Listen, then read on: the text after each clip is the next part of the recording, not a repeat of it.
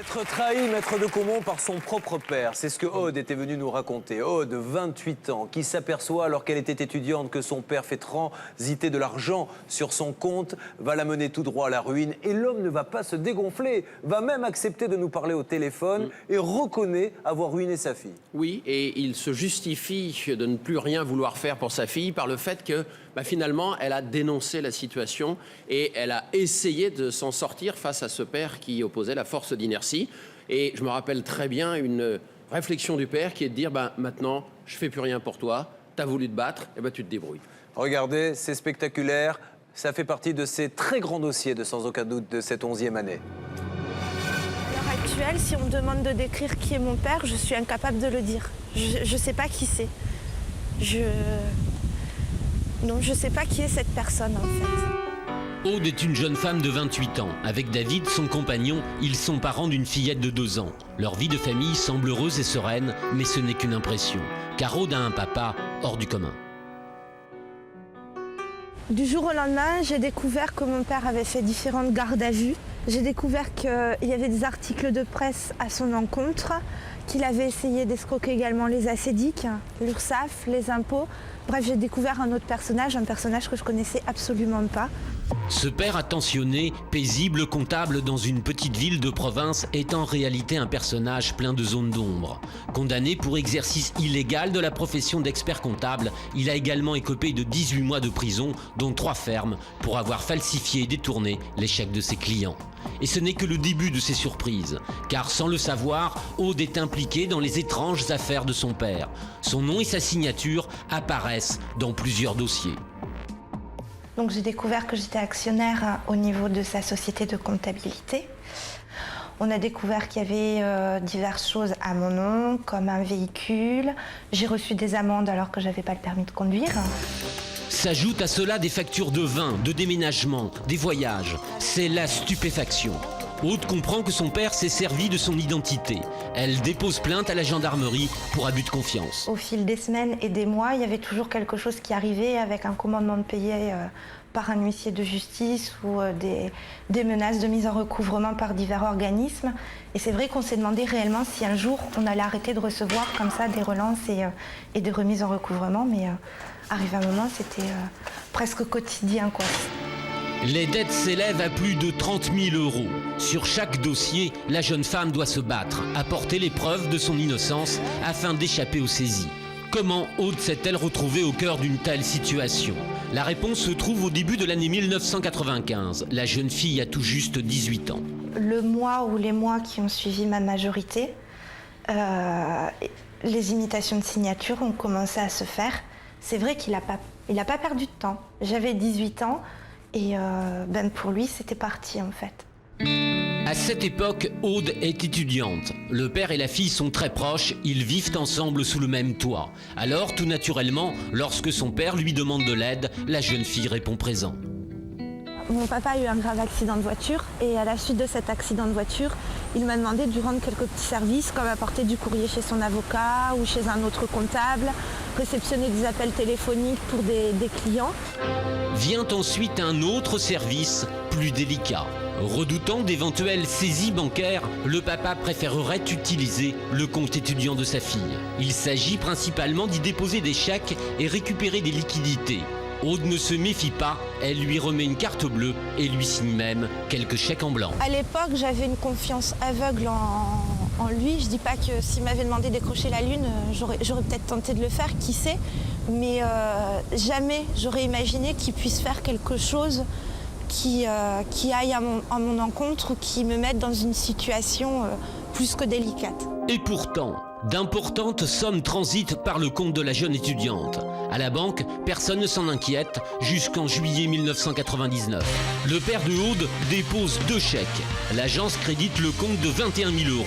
14 jours après, la banque s'aperçoit que les chèques sont en bois. Mais il est trop tard. Le papa a déjà retiré les liquidités. Le découvert sur le compte avoisine les 15 000 €. La banque, ça les intéresse absolument pas de savoir qui a fait quoi, comment ça s'est passé pour qu'il y ait une telle créance sur mon compte. Eux, ce qui les préoccupe, c'est de récupérer leur argent, coûte que coûte. Donc pour eux, c'est moi la fautive, c'est moi qui dois payer. Aude a tout fait pour prouver sa bonne foi. Elle a averti la banque de son dépôt de plainte. Le procès qui a suivi lui a même donné raison. Son père a été condamné. Mais rien n'y fait. Pour la banque, Aude n'est peut-être pas coupable, mais elle est responsable. Il faut payer. Et tant pis si la petite famille en paie les terribles conséquences. On démarre dans la vie très difficilement parce qu'on ne peut envisager rien du tout, que ce soit un mariage, que ce soit l'achat d'une maison. Tous nos comptes sont bloqués plus juste et donc on a tous les créanciers sur le dos. C'est d'autant plus difficile, c'est qu'à la base, c'est pour des dettes que l'on n'a pas créées, que l'on subit depuis un moment et que depuis bientôt 6 ans, et on ne les a pas créées à la base. Là aujourd'hui, on se retrouve face à un rouleau compresseur et il n'est pas loin de nous écraser, quoi. Voilà, donc c'est pour ça que c'est assez difficile aujourd'hui, parce que là on n'a plus de réponse, on n'a plus de solution, quoi. La vie de la jeune mère s'est brisée. Elle a dû arrêter ses études pour travailler et l'avenir est désormais en point d'interrogation. Mais le plus dur à avaler, c'est le sentiment d'avoir été trahi par son propre père. Aude n'a jamais obtenu d'explication de sa part. On fait comme ça? Aujourd'hui, tous les liens sont rompus. Difficile de rentrer en contact avec le papa. Après une dizaine de coups de téléphone et de multiples intermédiaires, Aude réussit à décrocher un rendez-vous le lendemain après-midi. Direction l'aéroport. Accompagnée de son ami, elle se rend à Paris pour cette confrontation capitale. L'heure approche, Aude a du mal à contenir son angoisse. Son père sera-t-il au rendez-vous? Ils ne se sont pas vus depuis 6 ans. La discussion est enregistrée avec une caméra cachée. J'ai commandé. Non, tu voulais me voir? Ben ouais. Je voudrais... Enfin, tu te doutes que par rapport au... Je suis dans la merde. C'est plus mon affaire. Je suis dégagé. C'est pas mon affaire. Ils attaquent qui? Toi. Pourquoi? Parce que t'es la plus faible. Et ils vont te faire payer. Parce que t'es sûr que tu perds. Et si toi, au lieu de t'acharner contre moi, tu t'étais mis avec moi, on payait pas. Le ton est donné. Le papa est catégorique. Cette affaire ne le concerne plus. Aude est scandalisée. Mais putain, tu peux pas m'aider là? Non, Pourquoi? Pourquoi? je ne veux plus t'aider. Mais pourquoi? Mais je suis ta fille, quoi. Et pourquoi C'est t'en rien. as pas envie? Parce que j'en ai pas envie. Tu m'as fait trop de vacheries. Le papa n'a pas digéré la plainte déposée par sa fille et sa condamnation au tribunal. Tu me connais pas, je suis quelqu'un de très dangereux. Et je ne t'aiderai pas. Et ça veut dire quoi ça? Je suis quelqu'un de très dangereux. Moi, je suis très dangereux. Et Quand pourquoi? on m'a fait des vacheries, tu es dans le bled. Toi et ton Jules, vous m'avez fait des vacheries. Heureusement, ton frère était plus intelligent que ça. Mais heureusement, mon frère t'a rien mis à son nom. Il était trop jeune. Il est trop jeune. Quand tu m'as mis Il était pas là. Quand tu m'as mis actionnaire de... J'avais 18 ans. J'avais 18 ans. Quelle année? C'était... Je sais plus les années. 14. Tu m'as mis... Mais je t'ai mis actionnaire dans... Je ne pensais pas que les choses allaient foirer. Je ne savais pas que avait clôturé le compte. Je l'ignorais complètement. Sinon, je ne t'aurais jamais donné 140 000 francs de chèque parce que mon intention n'était pas de te mettre dans la merde. Non, mais tu constates qu'aujourd'hui, je suis... Ah, mais tu t'y es mise, pas moi. C'est à peine croyable et pourtant ce père n'éprouve manifestement aucun remords. Dans un instant, vous allez découvrir la suite de ce document. Nous avons mené notre enquête et appris que le papa de Aude en aurait escroqué d'autres avant sa fille. C'est comme tous les grands bandits, quoi. Je veux dire, quelque part, ils ont du talent, quoi. Sur le plateau, Aude va pouvoir s'expliquer au téléphone avec son père dans un face-à-face extrêmement tendu. Croyez-moi, la vérité, c'est pas celle que l'on fait voir. Elle est ailleurs, la vérité. Moi, je la connais. Eh ben, donne-la nous, cette vérité. Pourquoi vous ne la donnez pas, monsieur, la vérité? Reste l'essentiel, les 16 000 € qu'Aude doit à la banque. Nous allons tout faire pour lui venir en aide. La suite de notre enquête, dans un instant, dans Sans aucun doute.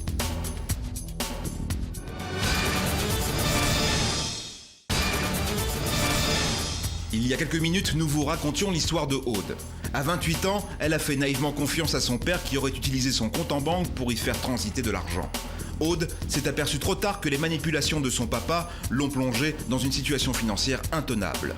Elle doit à sa banque près de 16 000 €, alors qu'elle n'est en rien responsable de cette dette. Son père ne veut rien entendre. Aude va malgré tout pouvoir s'expliquer avec lui dans quelques instants. Voici la suite de notre enquête.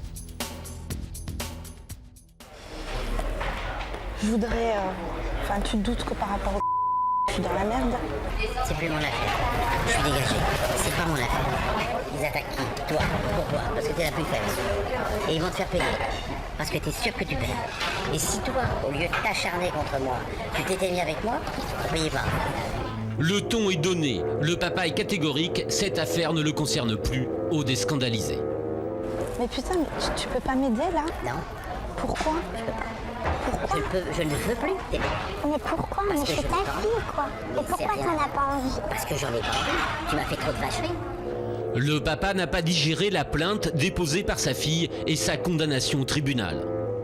Tu me connais pas, je suis quelqu'un de très dangereux. Et je ne t'aiderai pas. Et ça veut dire quoi ça? Je suis quelqu'un de très dangereux. Moi, je suis très dangereux. Et pourquoi? Quand on me fait des vacheries, je suis dans le bête. Toi et ton Jules, vous m'avez fait des vacheries. Heureusement, ton frère était plus intelligent que ça. Mais heureusement, mon frère t'a rien mis à son nom. Il était trop jeune.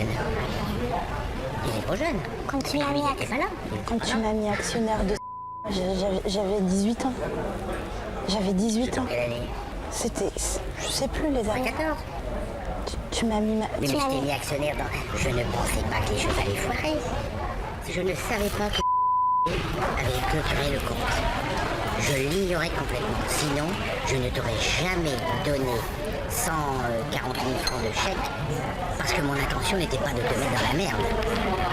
Non, mais tu constates qu'aujourd'hui je suis... Ah, mais tu t'y es mise, pas moi. L'ancien comptable décline toute responsabilité. Rien ne serait de sa faute. Et vis-à-vis de ses anciens clients, il ne semble guère avoir plus de compassion. Ils ont tous été contrôlés. Et suite à ça, il a dû vendre sa maison. Je suis très content qu'on a vendu sa maison. Et sa femme l'a quitté. Un jour, il m'a téléphoné. Monsieur, vous avez vendu votre maison? Je suis très content. C'est votre faute. Ce monsieur dont il est question, nous avons réussi à le retrouver après plusieurs jours d'enquête. Fin des années 90, il est à la tête d'une entreprise. Le père de Aude est son comptable. Après 3 ans de collaboration professionnelle et de relations amicales, c'est le coup de massue. Monsieur Gouilly reçoit une mise en demeure des impôts. Il y a 20 000 € d'impayés auxquels s'ajoutent des pénalités. Je ne pouvais pas payer. La société n'avait pas le poids comptable pour pouvoir assumer une telle dette. Et donc là, forcément, vous perdez la société et tous ses biens.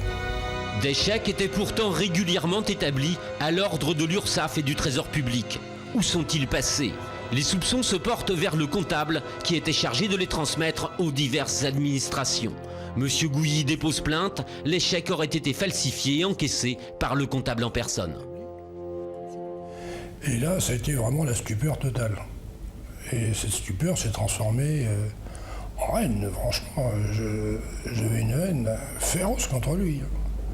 Je crois qu'il y a des moments où on a envie de frapper, quoi. Je veux dire, c'est terrible. J'étais rempli de violence vis-à-vis de lui et d'incompréhension. Un procès en correctionnel lui donne raison. Un appel confirme même la condamnation du comptable. 18 mois de prison, dont 3 avec sursis. Monsieur Gouilly n'obtiendra jamais de dommages et intérêts. C'est comme tous les grands bandits, quoi. Je veux dire, quelque part, ils ont du talent, quoi.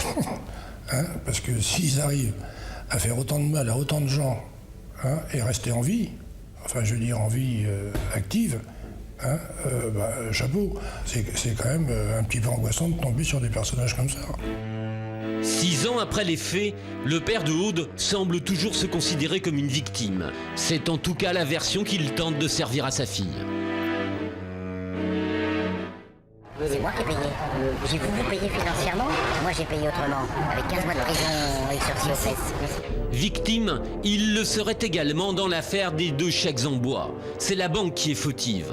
Elle n'aurait pas dû créditer le compte de sa fille sans vérifier que l'argent était disponible. Ces chèques provenaient de la société du père, mais les comptes avaient été clôturés et il n'avait plus le droit de s'en servir. Le papa aurait donc dépensé de l'argent virtuellement déposé sur le compte. Qu'est-ce que je peux faire aujourd'hui? Je peux rien faire, sauf payer. Et moi, je ne paierai pas l'erreur. Parce que a fait une erreur. C'est tout. Pourquoi je vais payer? Mais pourquoi ce sera à moi de le payer? Parce que c'est les circonstances ont voulu que tu n'as pas su te défendre et que le coup de manivelle il retourne sur toi. Aujourd'hui, ce serait à la jeune femme de payer pour les erreurs de son père ou celles de la banque. Face à sa détresse, nous lui proposons de se rendre dans nos locaux pour contacter le service contentieux. Et surprise, au téléphone, son interlocuteur semble tout à fait convaincu de sa bonne foi. Vous me croyez bien quand je vous ai dit que... Oui, je pense, oui, c'est difficile, mais bon, je vous fais confiance, oui. Vu les antécédents de votre papa, ouais. Visiblement, le problème de la banque n'est pas là. Aude est solvable, tandis que son père, lui, ne l'est pas. Par rapport à mon père qui justement serait... Oui, il va reconnaître, mais il est insolvable, votre père. Comme c'est lui qui a fait les choses et que par rapport à tout ce qu'il y a... Après, il faudra qu'il y ait un jugement du tribunal disant que vous n'étiez pour rien dans l'affaire. Mais j'ai, moi, tout ça. Ah bon? Oui, moi, j'ai comme quoi il a été reconnu que j'étais victime de ses agissements et tout ça. J'ai un procès, j'ai même un appel qui le confirme, tout ça. Malgré ça, vous continuez à me poursuivre, moi. Ah bon?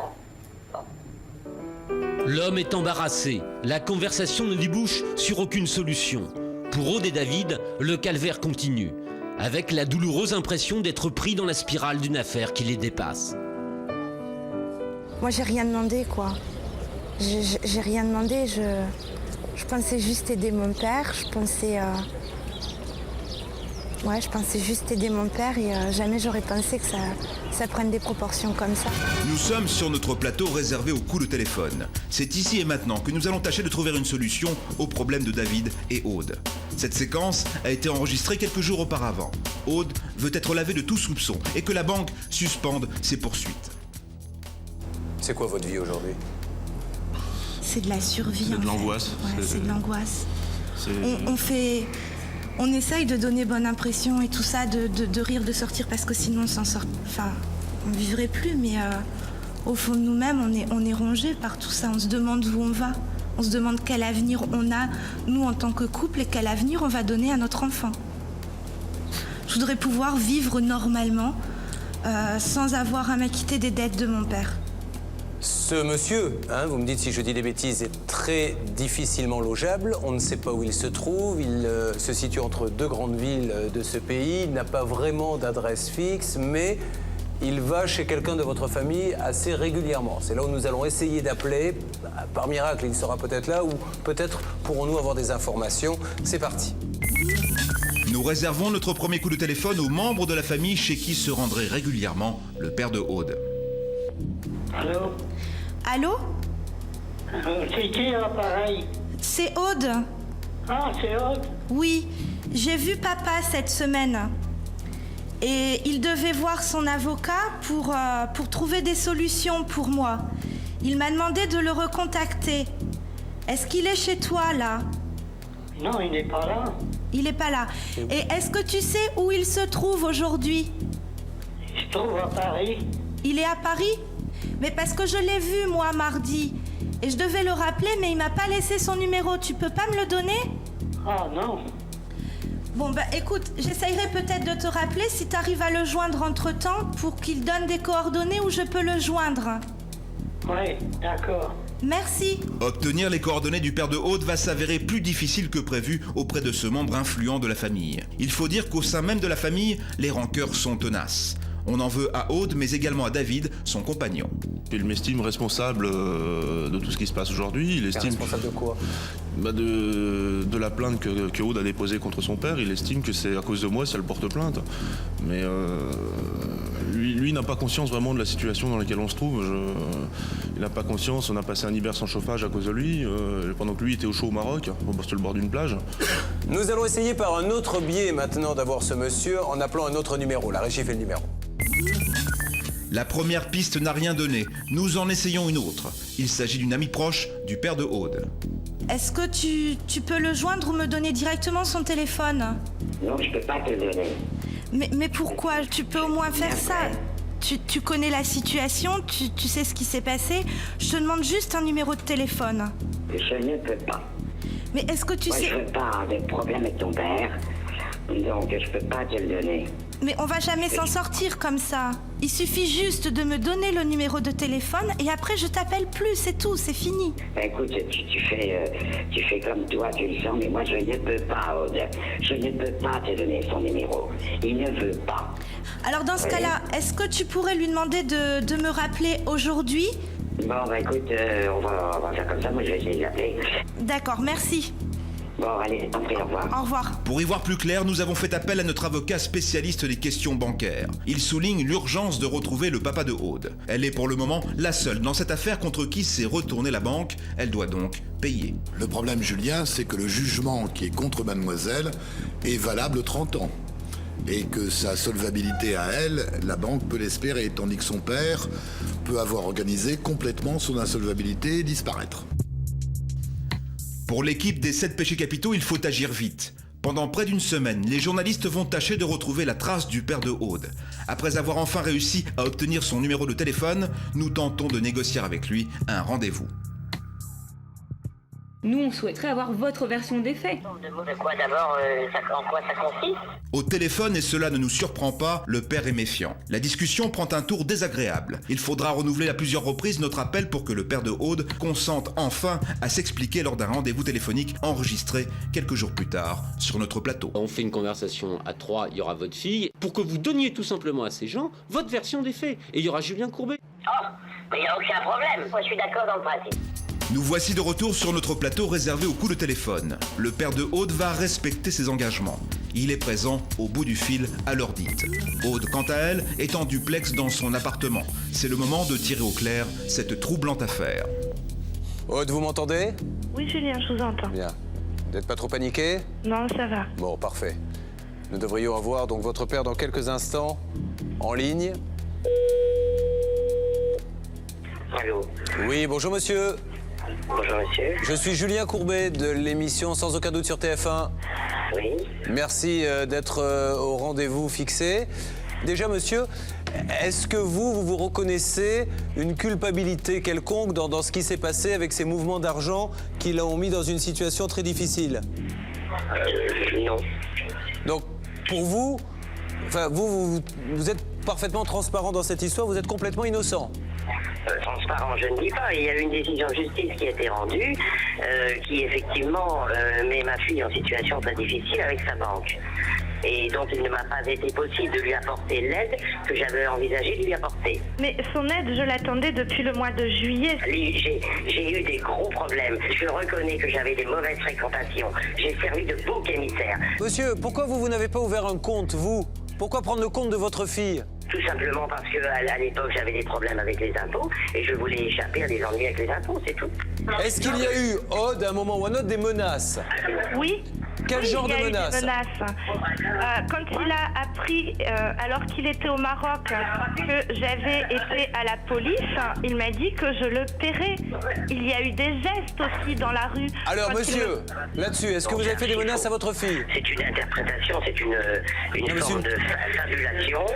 Et je dirais que je m'alignerai derrière l'avis de ton médecin traitant lorsqu'il m'a dit « Monsieur, je suis désolé de vous dire, mais votre fille, elle est légèrement mythosine. » Bon, ok. Donc, vous, aujourd'hui, monsieur, on est bien d'accord, l'affaire de la banque est réglée, vous ne pouvez rien faire ou ne souhaitez rien faire pour votre fille?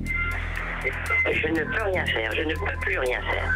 J'avais tenté de régler ce problème, je l'ai fait, j'ai voulu le faire, voilà la situation.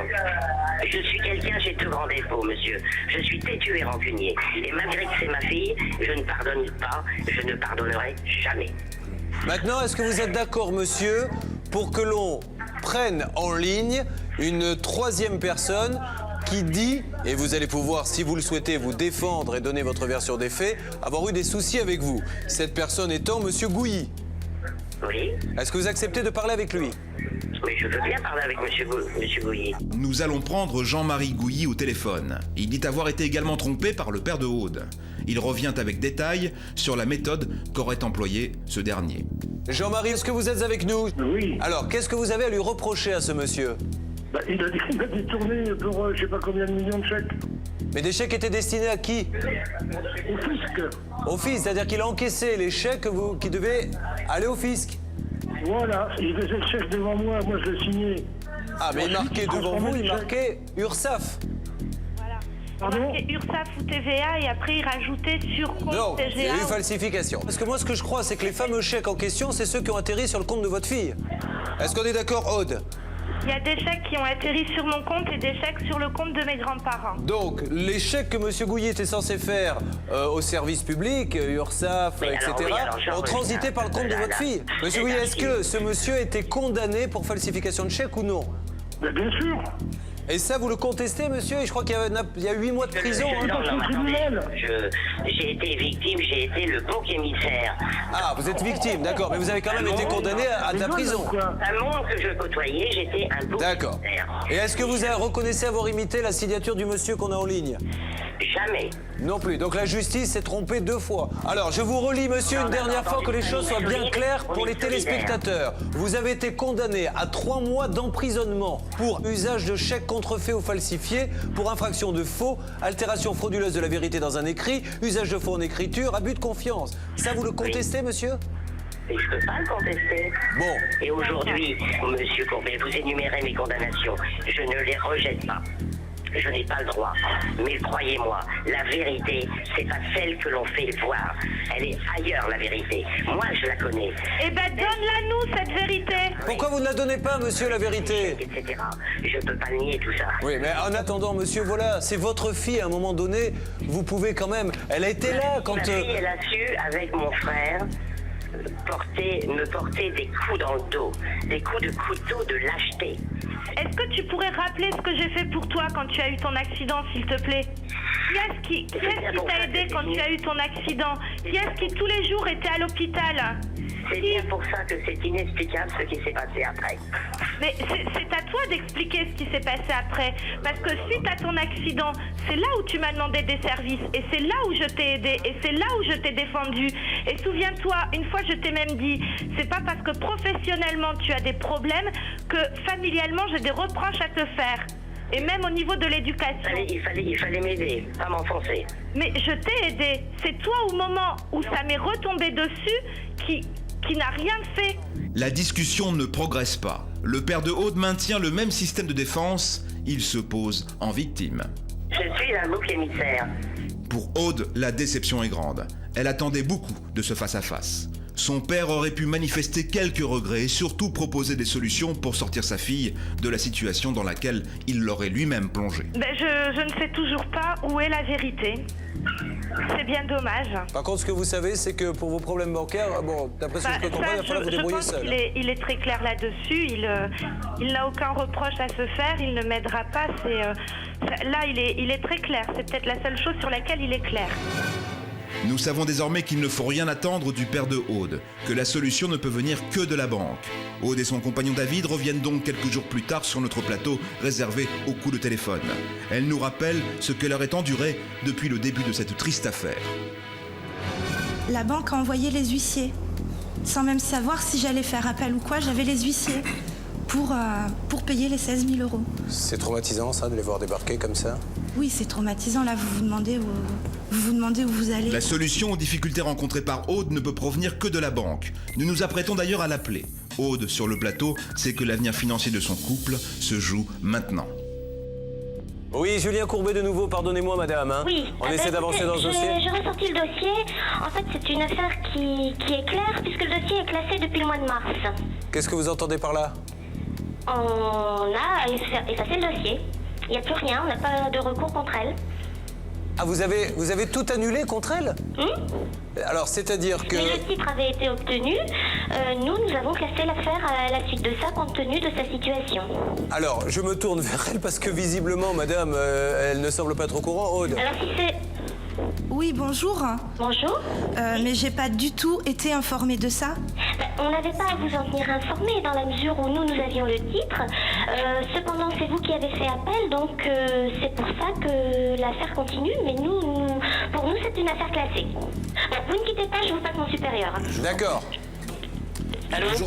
Bonjour monsieur, je suis l'un des avocats du plateau de Julien Courbet. Oui. Et il vous a été dit que pour vous le dossier était classé, c'est-à-dire que vous renoncez à la créance que vous invoquiez contre elle. Tout à fait.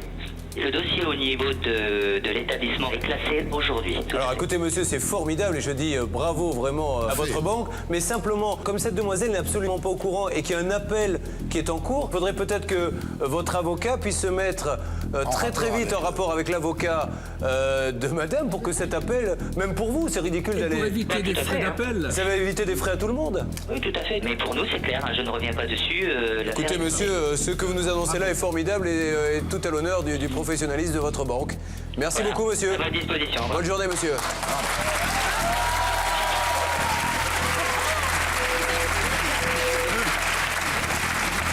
Le Père Noël est passé un petit peu après l'heure, visiblement, hein, pour vous deux.